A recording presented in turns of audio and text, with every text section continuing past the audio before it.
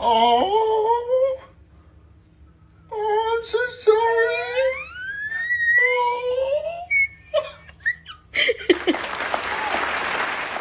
این هفته خبر تو خبر داره براتون از عظمای پخش و پلا که جلسه وحدت آخوندی گذاشت و به مهرهای وارفتش گفت به جایی که رو زمین ولو بشید بلند شید و یه تکونی به خودتون بدید. شما مسئولینی که در اینجا تشریف دارید و مسئولین کشور در همه رده‌ها، اونی که از همه چیز براشون مهمتره صبره. بایستی پایداری کنید، مقاومت کنید، فشارها رو تحمل کنید، مشکلات رو تحمل کنید و راه رو ادامه بدید. متوقف نباید بشید. لازمه صبر و پایداری برای من و شما که مسئولیم در این کشور این است که متوقف نشیم. حرکت توقف نباید پیدا کند، باید ادامه پیدا کند. این جماعت اگه قرار باشه تو این وضعیت حرکت کنن و توقف نکنن نتیجهش این میشه. I don't know I'm going to get across. Oh, I'm going to get my... Look, my trousers are getting dirty. Look at the state of my feet. I've got to try and get over there.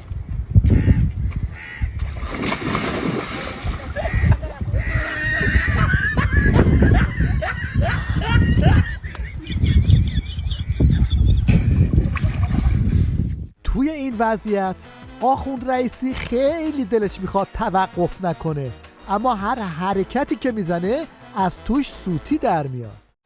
بسم الله الرحمن الرحیم. حضرت آیت الله رئیسی رئیس جمهور محترم ایران زمین و یار با وفای رهبر معظم انقلاب، سلام علیکم.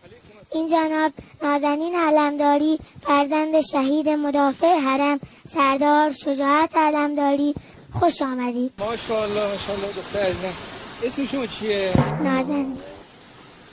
ماشاءالله ماشاءالله ماشاءالله. مامانه. بچه اسم خودش و باباش رو گفت، باز رئیسی میگه اسم چیه؟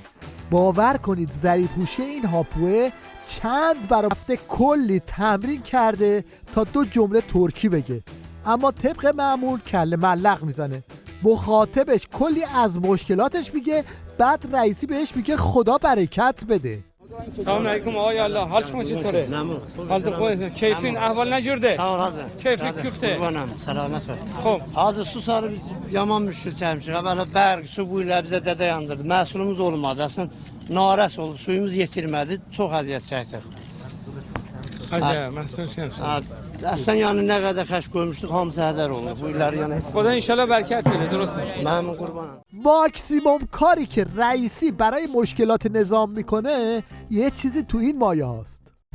Si un jour vous avez un caillou là, comme tout le monde à mon avis a eu dans sa vie là, vous mettez du multifonction, vous mettez un tout petit peu là, hop, prenez un petit tournevis, hop, et voilà, c'est fini les clac clac clac, c'est comme neuf, voilà. Ah merde. اینجا هم قرار بوده رئیسی درباره بانک صحبت کنه، اما به سبک امام دجالش میگه لاکن اینگونه نباشد که بانک مثل بانک باشد. آقایون بانک ها، من هم به بانک های محترم و استان میگم، هم به سراسر کشور، به هیچ عنوان نباید هیچ بانکی که بانک میخواد تملک بکنه موجب تعطیلی بانک بشه. فضای مجازی هم پر شده از سوتی‌های زنجیره‌ای رئیسی و سریال پشت تک‌واروهاش. اگه یه سرچ تو ویکی‌پدیا بزنید اولین خط این بود که احمد اردبیلی مشهور به مقدس اردبیلی و محقق اردبیلیه. یعنی اینا القاب یه نفره. نه مقدس اردبیلی رو ما درک کردیم نه محقق رو. جالب اینجاست که وقتی رئیسی به شیخ بوطی گفت شهید بزرگوار آقای شیخ توتی و بسیار ولایت مداران همیشه فحاش در دفاع میگفتن ملعونا بوطی سنی بوده، رئیسی چرا باید بشناسدش؟ ولی گویا رئیس بی سوادتون علمای معروف شیعه رو هم نمیشناسه. هشتگ حجت‌الاسلام تقلبی. نکردیم نه مقدس اردبیلی رو ما درک کردیم نه محقق رو. تلاش آخوند رئیسی برای یه سخنرانی کامل و بی عیب و نقص مثل این میمونه.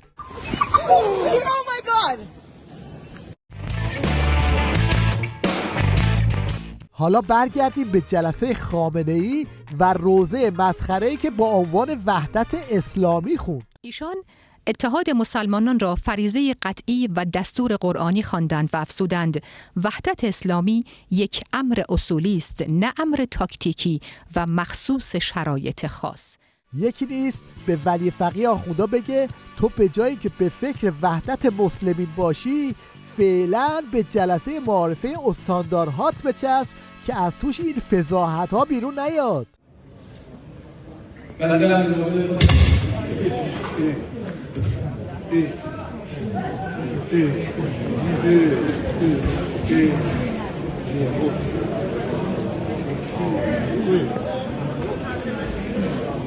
طرف رفته روی سن به گوش استاندار خامنه‌ای سیلی زده، بعد هیچ کدومشون نمیدونن طرح کی بوده. از عوامل کارگزینی نه کارگزینی هم نیستن. نه باز ایشون آخه گفتن کارگزینی کار میکنن. نه کارگزینی این اصلا اینجور نیست. کارگزینی هم کار نمیکنه. خب پس چطور تونستن تو مراسم شما حضور داشته باشن؟ متاسفانه دیگه این کنترل ها خیلی عادی انگاری شد. عزیزان دارن بررسی میکنن دیگه. این اومده رفته اونجا. هم هر کسی که میتونست متاسفانه میومد. حالا این شاید اشکالی باشه. حالا چطوری اومده داخل نهایتا رفته اون روی سن اون اتفاق به حساب افتاد. البته طرف سیلی رو زد و صداش تا اون طرف دنیا رفت. این ماسمالیا و گلمالیا هم فایده ای نداره.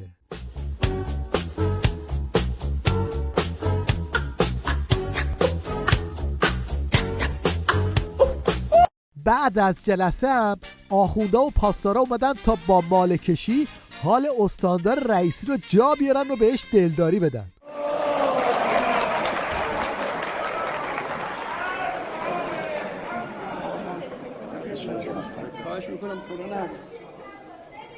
نمایندگی از طرف مردم عزیزمون، مردم تبریز و آذربایجان، نمایندگان محترم آذربایجان، از این متانت، خودنگهداری و بزرگواری سردار خرم تشکر میکنم و از این حادثه‌ای که پیش آمد دل همه خانواده شهدا رو غمگین کرد، همه مردم عزیزمون رو. من از میهمانانمون معذرت میخوام. بله، مردم خیلی ناراحت شدن، اونقدر ناراحت شدن که هنوز هیچی نشده 10 تا میکس طنز ازش درست کردن و تو مجازی گذاشتن. این هم ورژن 9-8. ساقی جام باده باقی. دو امتیاز شیر و مادر نان پدر حلال دلاور در 1 ثانیه به پایان 2 امتیاز میگیره. حالا مربیان بله 2 امتیاز باش و فرار تو شک محسوب میشد.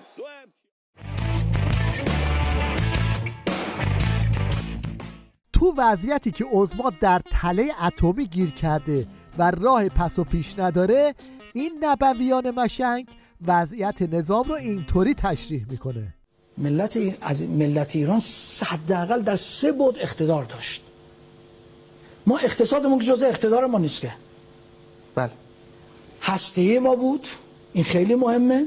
موشکی بود و نفوذ ما در منطقه. آقا لبنان، عراق، جای دیگه. درسته؟ آقا 1 دقیقه وقت دارم. من یه ترامپ انتقادش از آقای اوباما این بود شما با این مذاکرات فقط چرا هسته‌ای رو از ایران گرفتید؟ چرا موشکی و منطقه رو از ایران نگرفتید؟ لذا برنامه‌ریزی کرد با اروپا. من از برجام خارج میشم تا بتوانم توجیه داشته باشم برای اینکه تحریم‌های سنگین‌تری بیارم. شما از اون ور بگید ایران باید تو برجام باقی بماند. دیدید دیگه هم اروپا همیشه میگن باید تو برجام باقی بماند. حتی همین مذاکراتی که الان تو وین اخیراً شده اینا میخوان برگردن. اسم مذاکره چیه؟ احیای برجام. اگر بعده که چرا دوباره میخوان برگردن؟ این هم تصویری از اقتدار نظام بر بلندای برجام.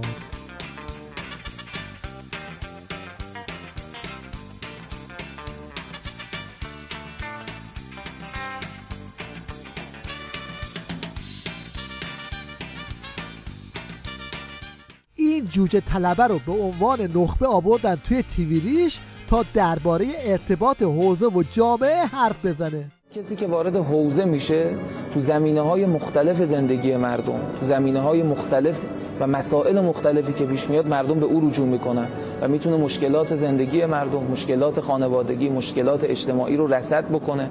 با اعتمادی که مردم به این لباس و این قشر دارن، به خاطر اینکه این همراه با قداست، همراه با معنویت، میتونه خیلی از مشکلات جامعه رو حل بکنه. این هم یکی از شیوه های حل مشکلات جامعه توسط حوزه‌های آخوندی، اختصاص پیاده رو به بسیجی‌ها. آقایونی که استفاده میکنن اقدام خواهیم کرد. محیط پیاده رو، میدانها، پارک‌ها از آن شهرداری و متولی اون شهرداری هست و ما اجازه نمیدیم اون ارقامی که هزینه شده برای ایجاد این در رابطه با فرهنگ غرب همراهی بکنه. اون متعلق به نیروهای ارزشمند انقلاب هست و شما باید ازش بهره مند بشید. حل مشکلات جامعه توسط حوزه فقط به پیاده‌روها محدود نمیشه. حوزه در علم فیزیک هم وارد شده. ما اعتقاد داریم به این که وقتی ما میگیم کافر نجسه، معنیش اینه که اعتقاد غلط و باطل روی بدن هم اثر میذاره. ما الان روایت داریم میگن که اگر کسی 40 جمعه غسل جمعه بکنه بدنش نمیپوسه. اینا چیزاییه که حتی امروز فیزیک هم به سمتش رفته، چه برسه که حالا ما بخوایم. این هم نقش مؤثر حوزه در حل مشکل برق جامعه، البته جامعه لبنان. آفرین بر سید عزیز و مقاوم حزب الله، هزاران درود بر این سید که با ابتکار و خلاقیتش توانست تمام توطئه‌های تحریمی آمریکا به غرب را نقش بر آب کند. اونجا برقشون مثل برق ما نیست که یک برق سراسری باشد، هر کدام یه مجموعه‌ای دارن که برق در اختیارشون قرار میگیره. گازوئیل برای اینکه این موتور برق‌ها بالاخره به حرکت در بیاره مدت هاست نداشتن، پمپ بنزین ها اونچنان، ولی این سید رشید فرزند رسول الله اعلام کرد ما گازوئیل و مازوت را از ایران وارد میکنیم و از لحظه‌ای که این کشتی از ایران حرکت میکند جزء خاک لبنان است. تو همه جای دنیا از آب برق میگیرن. آخوندا به شیوه مهندسی معکوس از برق آب میگیرن. ملاحظه بفرمایید.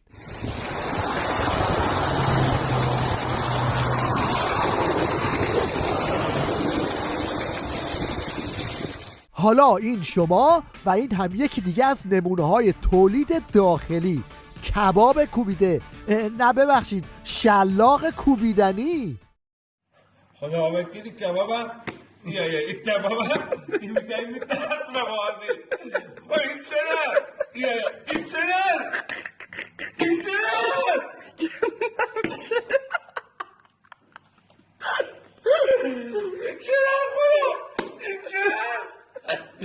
حالا این وسط سهم آخوندا چیه؟ بله، غارت سازمان یافته با شبکه بانکی به اعتراف یکی از کارشناسان حکومتی.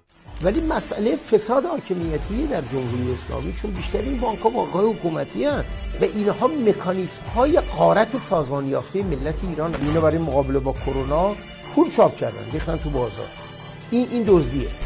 من بزرگترین منبع دزدی در ایران رو شبکه بانکی میدونم. چرا یه مشت دکتر مهندس تو شبکه بانکی اینو نمیفهمن؟ چرا؟ خب برای اینکه منفعت دیگه. این هم تصویری دیده نشده از آخوندا در حال غارت اموال ملت.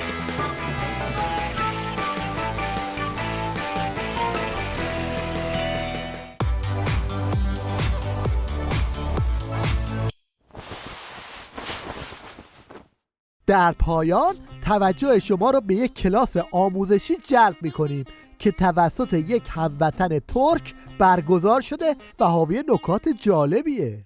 با آموزش زبان ترکی قسمت سوم در خدمت شما هستیم. سختم یعنی قبول شدم، امتحاندان سختم. سختم یعنی بالا رفتم، دواردان سختم. سختم یعنی کسب کردم، حسابوندان سختم.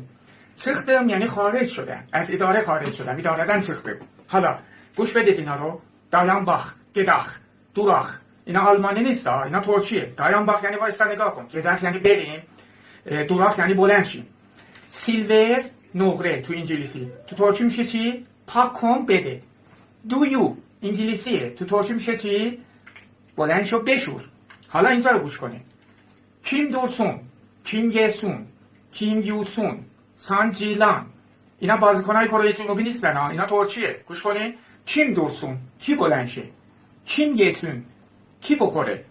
کیم یوسون، کی بشوره؟ سان جیلان یعنی کسی که سانزی گرفته، شکمش درد.